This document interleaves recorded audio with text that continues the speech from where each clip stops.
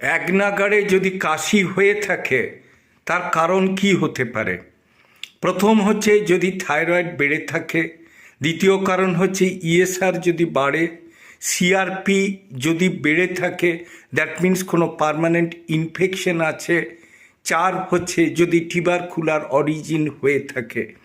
যদি থাইরয়েড হয়ে থাকে, থাইরয়েডের চিকিৎসা করা, যে খাবার জন্য থাইরয়েড বাড়ে সেটা বন্ধ করা।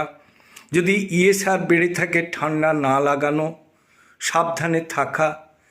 তিন, যদি সে সিআরপি বেড়ে থাকে, পার্মানেন্ট ইনফেকশন কোথায় আছে সেটা খোঁজা, তার চিকিৎসা।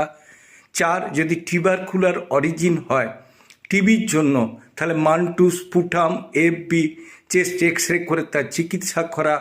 সঠিক পদ্ধতিতে রোগ নির্ণয় করে চিকিৎসা করলে অনেক দিনের কাশি কিন্তু সেরে যাবে।